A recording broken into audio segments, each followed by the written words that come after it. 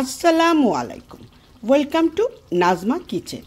আজ আমি আপনাদের সাথে ধনিয়ার চালের গুঁড়া দিয়ে ঈদ মুরগি রান্না করব। হয়তো ভাববেন ধনিয়ার আবার চাল কি হয়, তাহলে দেখতে থাকেন, এটাই টুইস্ট। ধনিয়ার চাল কাকে বলে? আমি এই ধনিয়া থেকে ধনিয়ার চালটা বের করে নেব। এইভাবে পুঁতা থাকলে ভালো হয়, তবে আমার কাছে পুঁতা নাই, তাই আমি এভাবে বের করে নিচ্ছি। দেখবেন এভাবে করে সুন্দর ভিতর থেকে সাদা সাদা চাল বের হয়ে যাবে।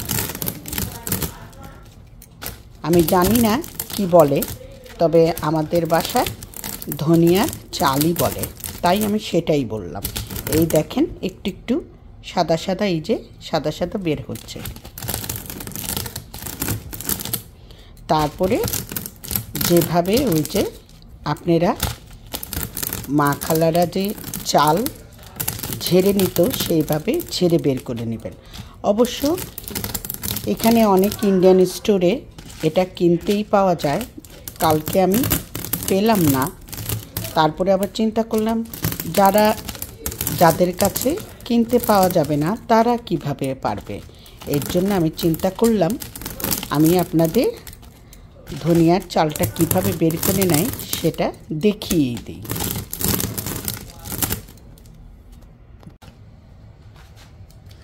এভাবে ঝেড়ে নেবেন।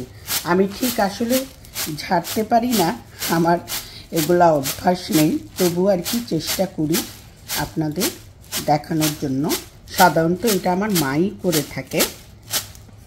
এইভাবে এই যে দেখেন, এই যে এইভাবে এই যে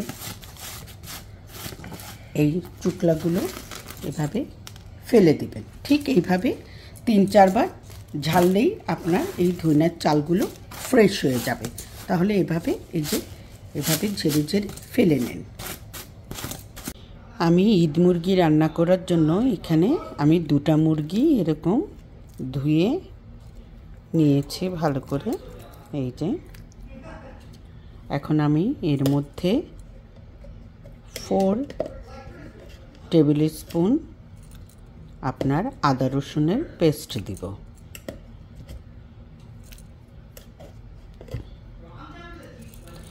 আর এই মুরগিটা রান্না করার জন্য কোনো আমি পেঁয়াজ কাটা ব্যবহার করব না, শুধু পেঁয়াজটাকে পেস্ট করে এভাবে ব্যবহার করব।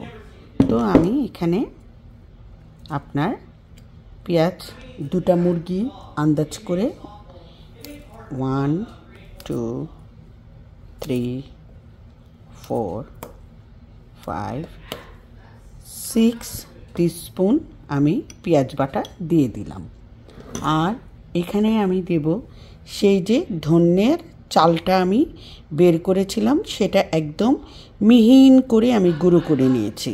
চাইলে আপনারা পাটায় একদম পিষেও নিতে পারেন, তবে একদম মিহিন হতে হবে।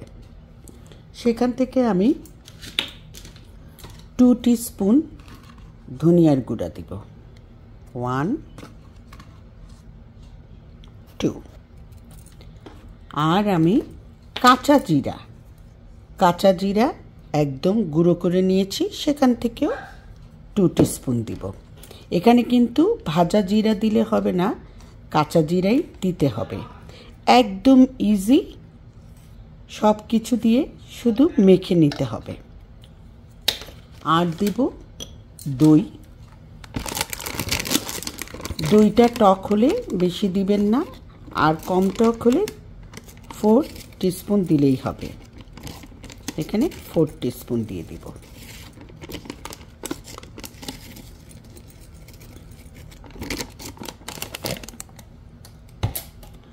আর একটু লবণটা তো আপনাদের স্বাদ অনুযায়ী, বরাবরই বলে থাকি, স্বাদ অনুযায়ী দিবেন। আর সামান্য একটু হলুদের গুঁড়া, সামান্য, খুব একটা না, যাতে একেবারে সাদা ফ্যাকাশে রঙটা না হয়, একটু যেন ইয়েলো ভাবটা হয়। এই যে সামান্য, ব্যাস দিয়ে এখন আমি মেখে নিব। সব মশলা দিয়ে মেখে নিয়েছি। আর এখানে দিয়েছি কয়েকটা দারচিনির টুকরা আর কয়েকটা এলাচি আমি মুখটা ভেঙে দিয়েছি, আর 3টা তেজপাতা। তো আমার মোট এটার মধ্যে কিছুই লাগে নাই। একটা বড় পেঁয়াজ পুরা পেস্ট করে আমি দিয়েছি, আর 4 টিস্পুন ওই ধনিয়া চালের গুঁড়া, আর 4 টিস্পুন জিরার গুঁড়া, আর আপনার আদা রসুনের পেস্ট বলেই দিয়েছি, সব মিলে আর দই। ব্যাস, এই সামান্য কয়টা উপকরণ দিয়ে এখন মেখে আমি প্রায় 20 মিনিট রেখে দেব। হাফ কাপ তেল আর হাফ কাপের একটু কম ঘি দিয়ে দিয়েছি। চাইলে আপনারা পুরাটা ঘি দিয়েও রান্না করতে পারবেন। এখন একটু গরম হয়ে আসলেই আমি মুরগিগুলো ঢেলে দিব। ব্যাস, মুরগিগুলো দিয়ে দিয়েছি। এখন ভালো করে কষিয়ে নিব। এই মুরগিটা এত ইজি রান্না করতে, যেমন ইজি তেমনি খেতেও খুব মজা। শুধু কোনো কাজ নেই, ঝামেলা নেই, মাখানো আর শুধু ঘিয়ের মধ্যে ঢেলে দিয়ে কষানো। এই ভালো করে বারবার কষিয়ে নিচ্ছি। আর 2টা কাঁচামরিচ একদম ভেঙে দিয়েছি, পরে কাঁচামরিচ দিব কারণ ঝাল তো কিছু দেইনি। আর কয়েকটা কিশমিশ দিয়ে দিচ্ছি। এভাবে কিছুক্ষণ পরপর আপনাদের নেড়ে চেড়ে নিতে হবে, নয়তোবা নিচে লেগে যাবে। আর লেগে গেলে কিন্তু মুরগিটা খেতে ভালো লাগবে না। তো অতএব সেই দিকে খেয়াল রাখতে হবে। এভাবে ভালো করে নেড়ে চেড়ে শুধু কষিয়ে নেব। আমি এভাবে বারবার নেড়ে চেড়ে কষিয়ে নিচ্ছি। আর আমি কিন্তু মুরগিতে একদম পানি দেই নাই, না পানি দিয়েই মুরগিগুলো কষাচ্ছি। পরে সামান্য একটু পানি দিয়ে দেব। এখনো পর্যন্ত কিন্তু পানি দেই নাই। এখন আমি কতগুলো কাঁচামরিচ দিয়ে দিলাম। এই মুরগিটার এই একটাই একটু ধৈর্য ধরে কষাতে হবে। মুরগিটা যত কষাবেন তত মজা হবে। মোটামুটি এখন আমার কষানো হয়ে গেছে। এখন কিন্তু আপনার সামান্য গরম পানি ইউজ করতে হবে। পানিটা কিন্তু গরম হতে হবে। এখন মুরগিটা কষানো হয়ে গেছে। এখন আমি এর মধ্যে আমি এই প্রথম 1 কাপ পানি দিলাম।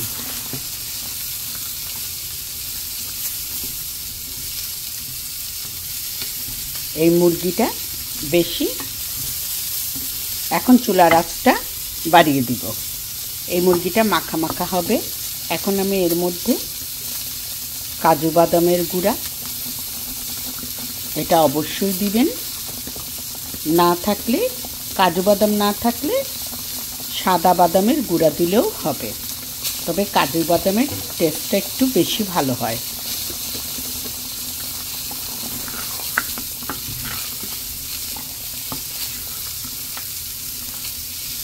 বলক আসলে একটু মাখা মাখা হলে আর হয়ে যাবে।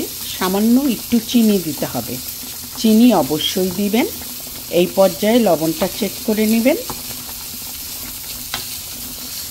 এখন এটা অপশনাল, থাকলে দিয়ে দিবেন। একটু হেভি হুইপ ক্রিম দিয়ে দিলাম। ঈদ মুরগি বলে কথা।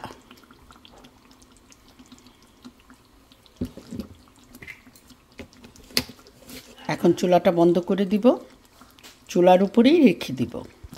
এখন সামান্য একটু চিনি দিয়ে দিব।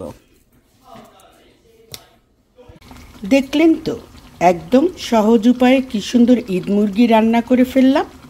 আমাদের বাসায় তো এটা খুবই প্রিয় খাওয়া।